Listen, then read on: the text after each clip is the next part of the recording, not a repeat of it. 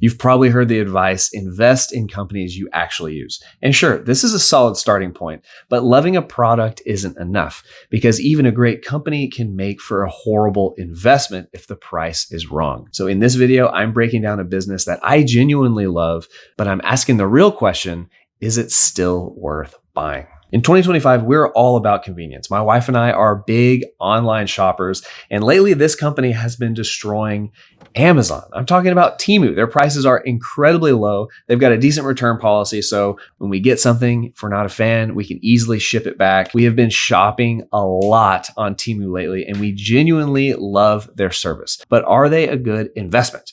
So the first step I like to take after finding a company that I think has real potential is I like to do a quick quality check using Warren Buffett's red flags. I build an automated spreadsheet where all I have to do is type in the ticker PDD. In this case, PDD Holdings is the company that owns Temu. And then this spreadsheet will automatically calculate all of Warren Buffett's red flags that he uses when he's analyzing a company's financials. In this spreadsheet, if a cell is highlighted green, that means it's a green flag. The company has a high probability of having a durable competitive advantage. And if the cell is highlighted red, then it is a red flag. If a company has too many red flags, then I will not invest in it. Now, a red flag doesn't necessarily mean that the company has a problem, but it does mean that you need to look more into that part of the company. So for me, I have limited time. If a company has tons of red flags, I'm just going to move on to a company that has fewer red flags.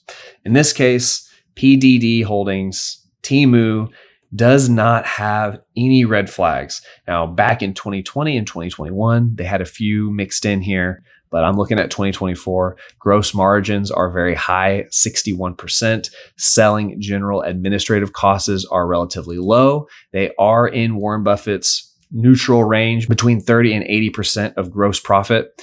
R&D costs are incredibly low, 4% of gross profit. Interest percentage as a percentage of their operating income is 0. So that's one of the things that really jumps out to me about PDD is that they don't have any debt. This brings a lot of risk off the table. And this is a Chinese company, and being a Chinese company does bring unique risks to the table. So anything that's going to de-risk this investment is going to be really good for me if I'm going to invest in this company.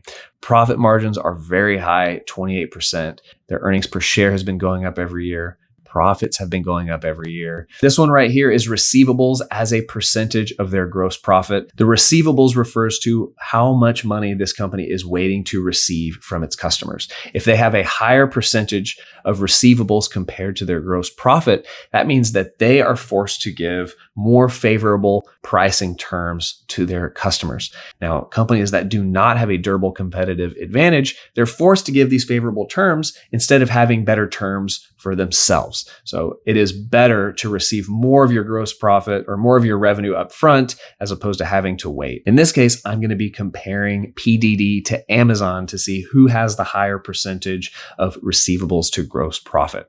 So to do that, I just go back to my dashboard, type in the ticker for Amazon, go back to my Buffett supplement, and I can see that Amazon has a percentage much higher than Temu. So this is a green flag for Temu.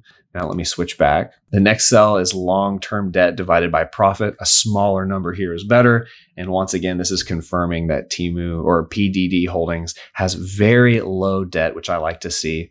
Retained earnings has been going up every single year. This graph is supposed to compare profits to inventory, but for some reason, the inventory is not coming through. Their debt versus cash is looking really strong. Their debt has been going down every year, and it's much lower than how much cash they have on hand.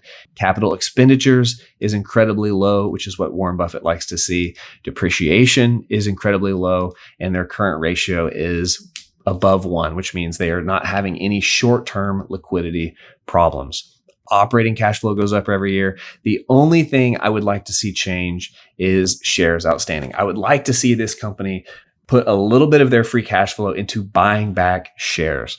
Currently, their share count has been slowly increasing over time. Ideally, I would like to see that reverse and see it start to decrease over time. So not only do I enjoy using this company, their cash flow statement, their balance sheet, and their income statement are all chocked full of green flags. This is looking really solid. The next thing that I want to look at is how much is this company growing right now and how much do I think they're going to grow in the future.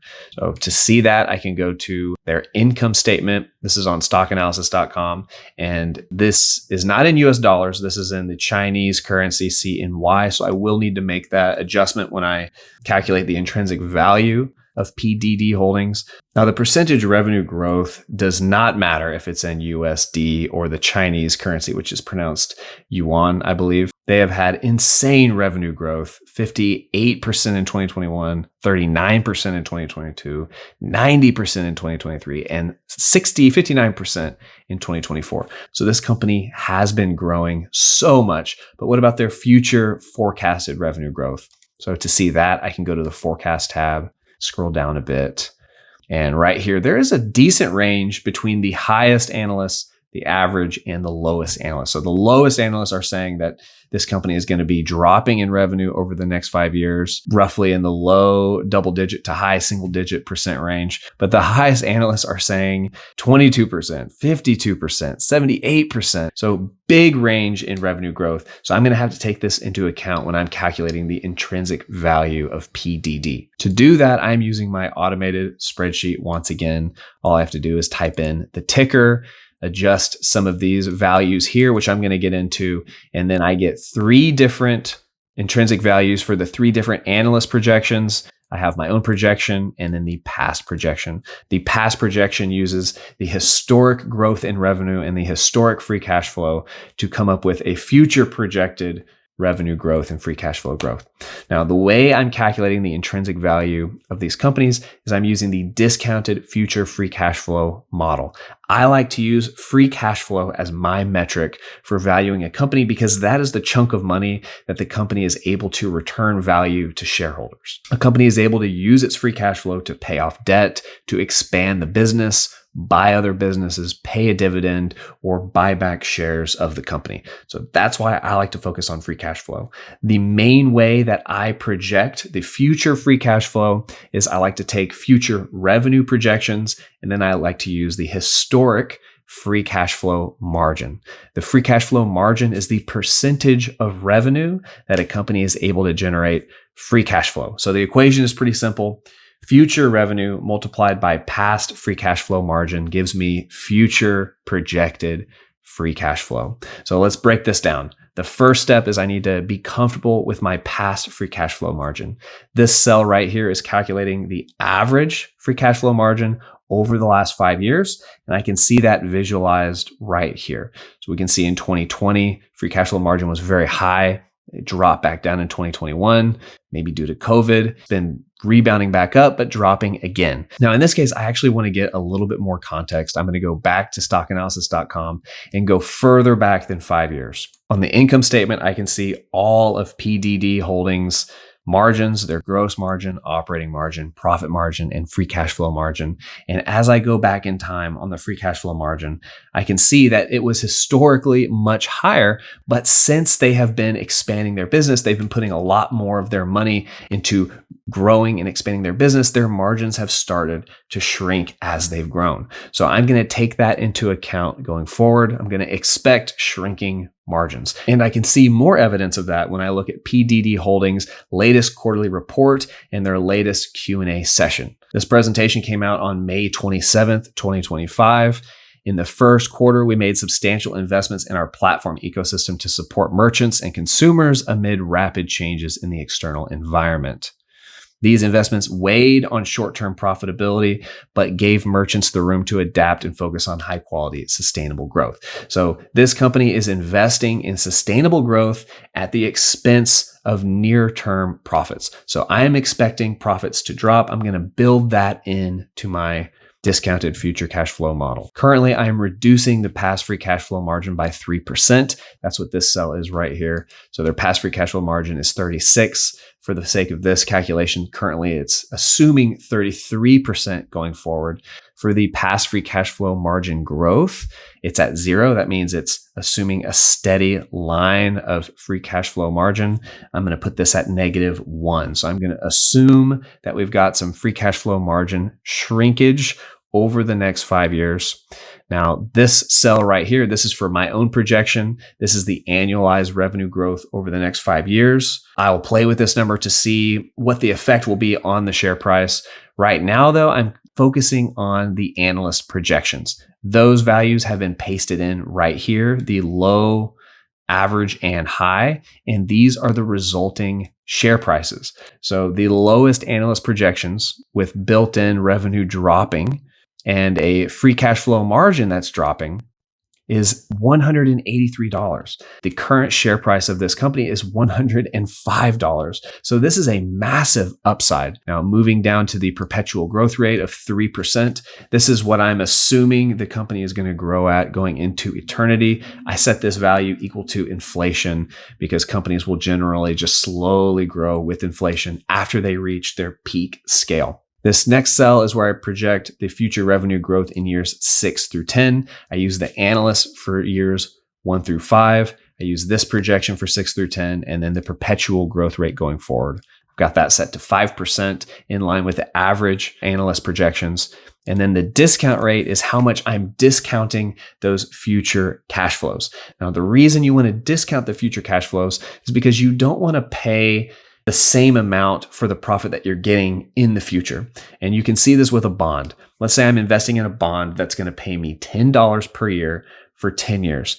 I wouldn't pay $100 for that bond if I'm just going to get paid back over 10 years. I would want a discount for those future payments. So if this bond is going to pay me $10 over 10 years, I might spend $50 on that bond. That way I'm at least doubling my money over 10 years. The same is true here. Now, where do I get the discount rate? I use the website Alpha Spread. They take the risk-free rate and then they add that to the equity risk premium multiplied by beta. This is how volatile the company's stock price is. Now, in this case, they're showing a cost of equity of about 5%. And this is wrong because for whatever reason, this website has the risk-free rate incorrect.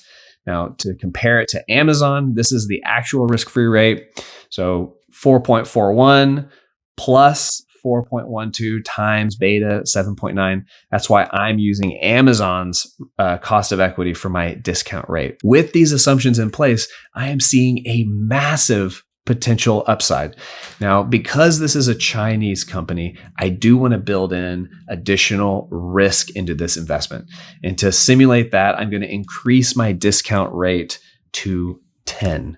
Now, this has a pretty large effect on the share price. You can see the analyst low projection is now just a 29% upside, and the analyst average projection is now just 158. Now, this is still a massive upside, but you can see that that increasing that discount rate made a big difference. So not only have I increased my discount rate, I'm also going to increase the amount that I'm taking away from their free cash flow margin. I want to be a little bit more conservative with this estimate because when I look at Amazon, Amazon has much lower margins, and that's the benchmark kind of that I'm comparing this company to. So when I go to Amazon's free cash flow margin, I can see it's actually in the single digit range. So it's much, much worse than PDD holdings. So one way I'm going to make this estimate a little bit more conservative is I'm going to take an additional 12 or an additional 10% off of the free cash flow margin.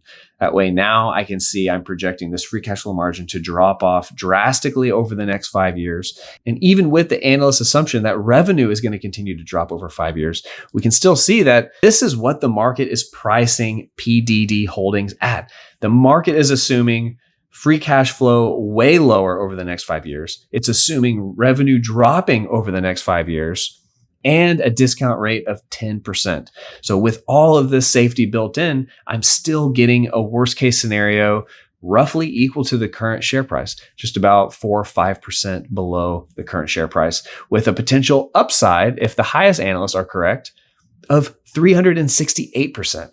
So what I'm seeing here is an asymmetric risk profile where the lowest analyst projections are giving me a 5% downside, but the highest analyst projections are giving me 368. This is low risk, high reward. This is the kind of company that I like to invest in, especially when it's a company that I genuinely enjoy using and they have a very strong income statement, cash flow statement, and balance sheet. One of the things that really jumps out to me about PDD's balance sheet is how much cash they have on hand. When I go to stockanalysis.com, now this is once again in the Chinese currency, but on their balance sheet, I see cash and short-term investments of 331 billion CNY. To see what that is in dollars, I'm going to go to PDD's latest annual report. Right here, they give that in US dollars. I can see that their total current assets are $57 billion. Now, when I compare that to the amount of cash that Amazon has on hand, if I go to Amazon's balance sheet, Amazon has $101 billion in fiscal year 2024. So this company has half of the cash of Amazon, but this company is still way smaller. Amazon has a market cap of 2.4 trillion. PDD Holdings has a market cap of 150 billion. So this company is 15 times smaller, but they have half the cash that Amazon has. This company is building up a lot of cash. They are investing in their platform and they are growing their revenue like crazy every year. In my mind, PDD Holdings is worth the risk. I am investing $100 into this company. This is a part of my YouTube public portfolio series where I invest in a different company every week. And I'd like to quickly go over my current portfolio. So far, we have $3,539 invested. Now, remember, we only invest $100 per week. So we've been going since December. So the portfolio is not very old, but if I scroll down here, we can see the results so far. If I filter these by most gains to most losses, we can see that the majority of the portfolio is up. We've got a couple companies down here that have double-digit percentage losses, but I still have high conviction in these companies because this portfolio is focused on the long term. I'm not evaluating these companies based on how they perform over a few months. It's going to be evaluated based on several years. Now, the way I decide if I want to sell a company is not based on if it loses a certain amount or if it gains a certain amount. I'm going to be calculating the intrinsic value of that company and deciding based on the future free cash flow. If the company's share price is much higher than its projected future free cash flow, only then do I consider selling out on one of those companies. Now, PDD Holdings, I'll be buying at the share price at market open on Monday. So today is Sunday, July 13th. So I'll be buying on Monday, July 14th. So we'll see what the stock price does on Monday, but I am feeling very good about PDD Holdings. Now, in this video, I found PDD Holdings by thinking about companies that I actually enjoy, but that's not the only way to find great investments. Check out this video to see how I found my best investment on the channel by utilizing AI. I hope to see you there.